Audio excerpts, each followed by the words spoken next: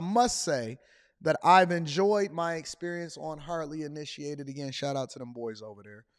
I always believe that people are fearful of me because, and with good reason, because they don't want to disrupt the thing that they spent so much time building by having somebody like me come on and just completely disrupt the flow of what they got happening over there. You know what I'm saying? And it's not their fault. They've had a lot of people on the platform. A lot of people on the platform. I mean, think about it. It was a lot of simps that came before me that was pandering to women's feelings and emotions. So it's difficult to make the decision to say, yo, Anton. And they reached out to me. I didn't reach out to them. I was willing to do it in person. That's the thing about it. I was willing to do it in person. I guess there was some logistical issues with some of the panelists that was on there. No worries, no worries. But I'm always willing to pull up in person, wherever it is that you are. We can do it online or in person. And so they invited me over to the platform. We kicked it offline a little bit, and they said, listen, we want you to do this. But we don't necessarily want to tell you what's going to happen or who's going to come on the platform. I said, neither here nor there. You know, God loves me, and God told me to go ahead and do this, so let's get it popping, right? Forget the talking points, forget the results, forget whatever happened. You was able to witness it yourself live and in person, and so it's nothing to debate about. We know what happened. We know what's going on. We seen the therapist, we seen Coach, we seen me, we seen everybody who was on there. It was a very engaging conversation. But that's not the important thing that we need to take away from this. The important thing that we need to take away from this is the fallout. The fallout. You witnessed in real time the hyenas. That spirit within them was broken. God was trying to tell somebody something last night. And I said it, you know, and I say it with my chest, and I don't move. Listen, if you want me to come on your platform, you're going to have to really understand that I am not going to change my position. I'm not going to change the way that I talk. I'm going to be authentically me. And if you don't want that, then you can't have me on your platform, and that's cool. I'm okay. I got my own little movement happening over here, if you know what I'm saying. I got my own chasers. I got my own people. I got the people that resonate with me, and they hearken to my voice because they understand what we're trying to do, right? But God was trying to tell some people something, and I said it. I said it with my chest. I said, listen, I'm not looking to be for everybody. I'm not looking to do it to the majority. And if you look at Coach's face when I said that, it was like, because I know Coach is a minister or he a preacher or a pastor or something like that, right?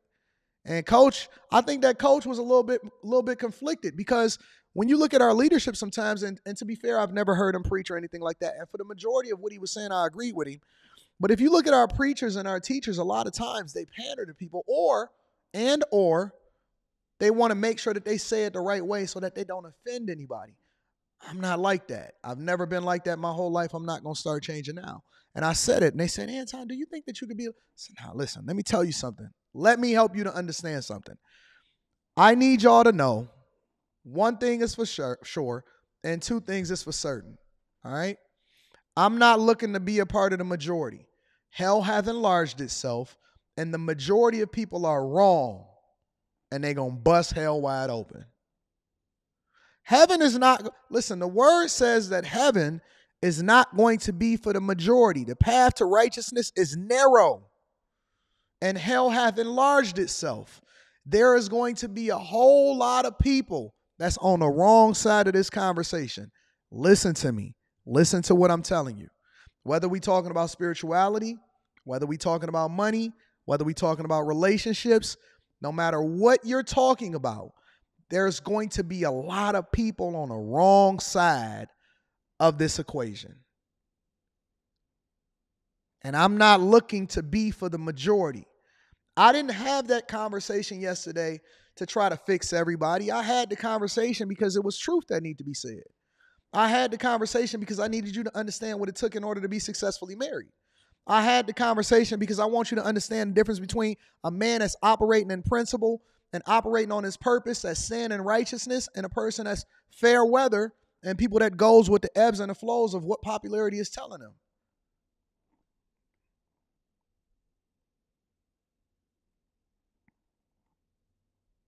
don't care about friends.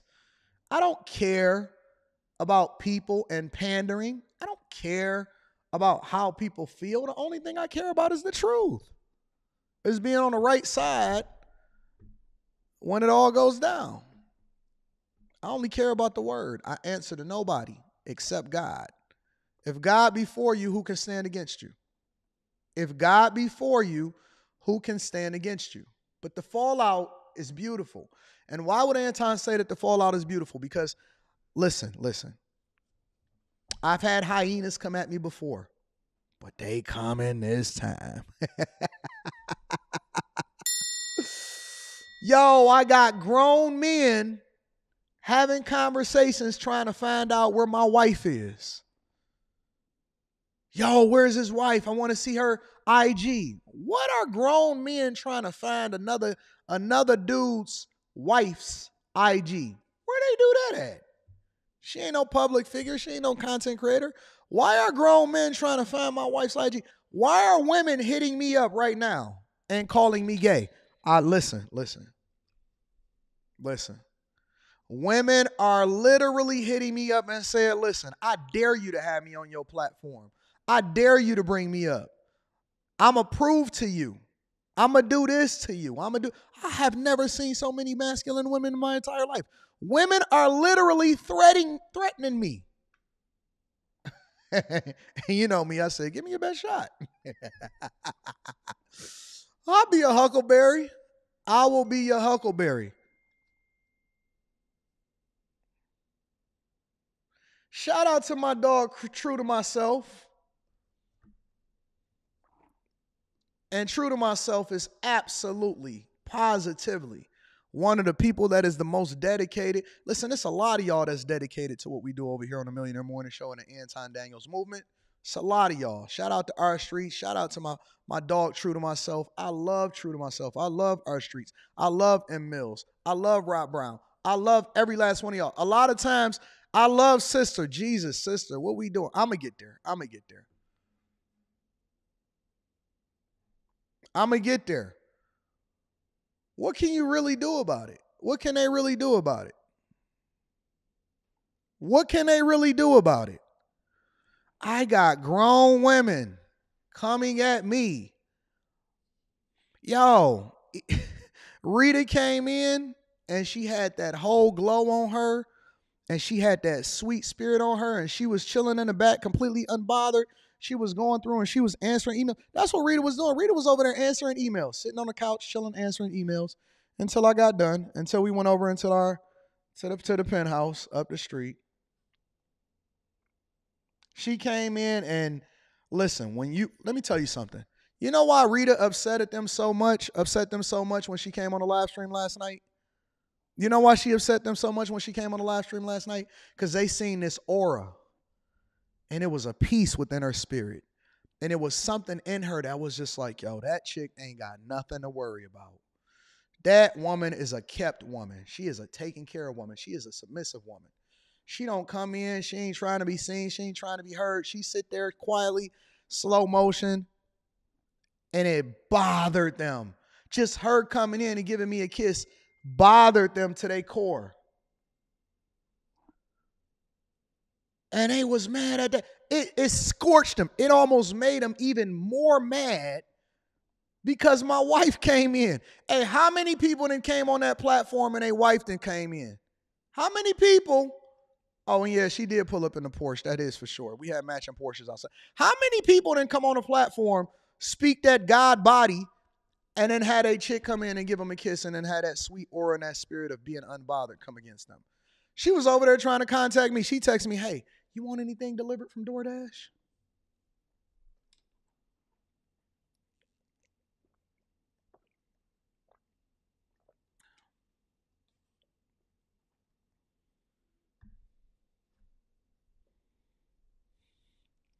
Never seen so many people pissed off in their life. And then I had to start calling them out. I said, listen, I'm not listening to none of these people that ain't got no fruit. God said you'll know them by their fruit. There's a lot of people on these platforms talking about what they're going through. I see them going through divorce. I see them a lot of times talking about they waiting on their wife. Sounds like the people that got a microphone need a coaching session. You know what I'm saying? They need a coaching session. And I didn't know. I thought that 2024, I'm going to be honest with y'all, and then we're going to get into the show. I thought that 2024 for me, because listen, we got a plan, and God don't necessarily say that he going to reveal that plan to us, and that is the plan that we got. So I had a plan, and I said, you know what, 2024 is going to be a year of teaching. We're going to enjoy each other. We're going to have a good time. We're going to laugh. We're going to play. We're just going to completely ignore everything around us. And me and my chasers and the bag chasers, we just going to have a good time. And God said, I got another plan for you. He said 2024 is going to be the year of disruption. It's the year of disruption. It's the year of bringing people back to the front of the congregation. And it ain't going to be no relaxing. It ain't going to be no mercy. It ain't going to be no more grace. Ain't no more none of that. The only love that you get is chastisement. In love, because you know I want the best thing for you, is no more. Let me help y'all to understand something. For everybody that's watching this in the clouds and you think that I don't see you or you think that God is not paying attention, I don't have to see you. God see you. I don't have to see you. God see you. I will have no mercy.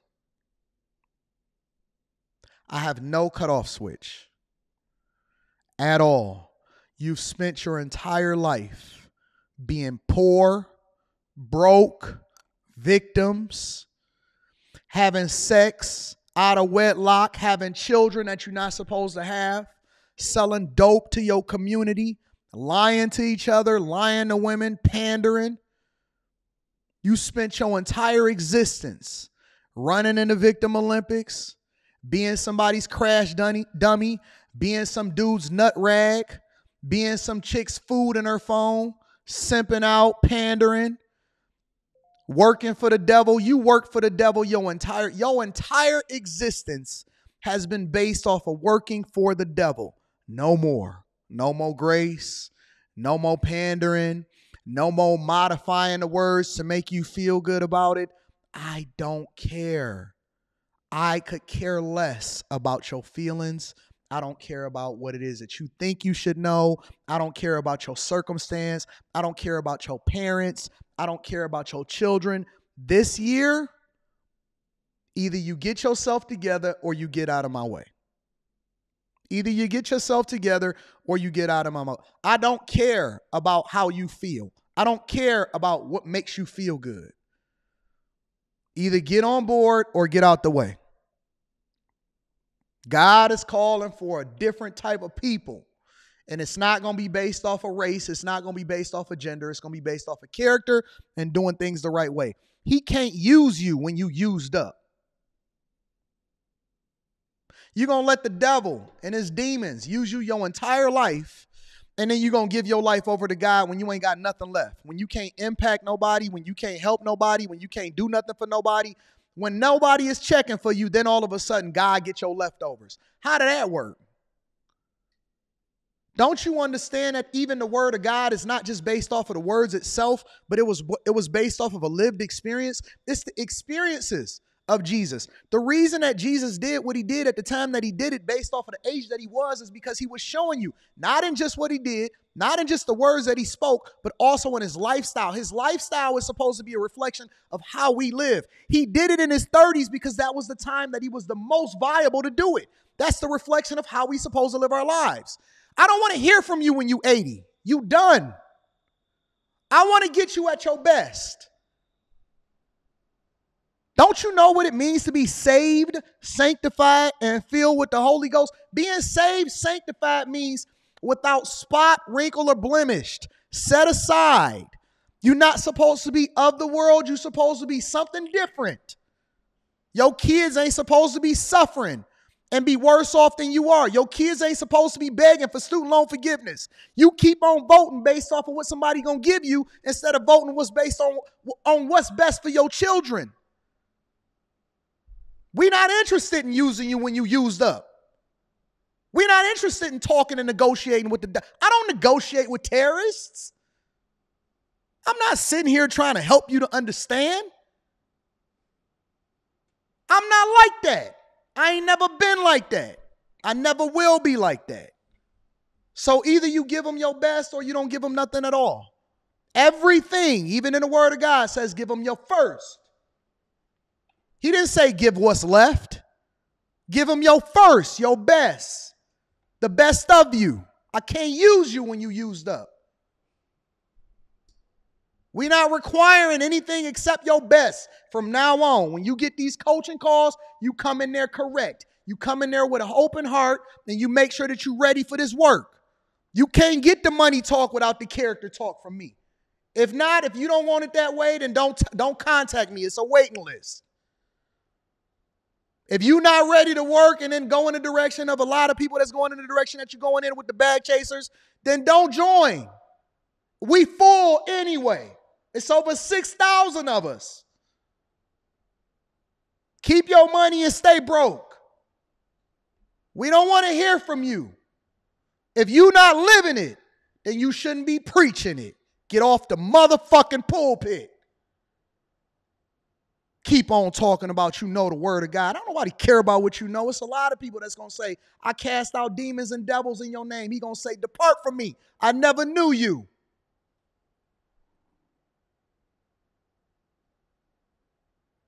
Keep on standing on what you think is right.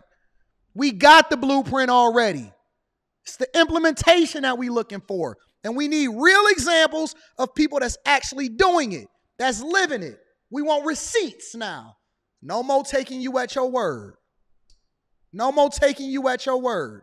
We don't care about what your thoughts are, how you feel. When the last time we started negotiating with demons? Okay, demon, it's time for you to get your life together. Meanwhile, they kicking you in your butt. Turn the other cheek. Now we slapping on demons. Not negotiating with the devil. When we start doing that, it's going to be a hard year for some of y'all. It's going to be a hard year for some of y'all. And you better stay out my way. Don't invite me to your platform if you don't want to get this work. Don't invite me to your platform if you don't want to get this work. If you don't want the truth, because I'm not going to censor myself. I didn't censor myself when I was on Dr. Phil. I told the producer, I said, listen, you really want me there? Because I'm going to say what I really think.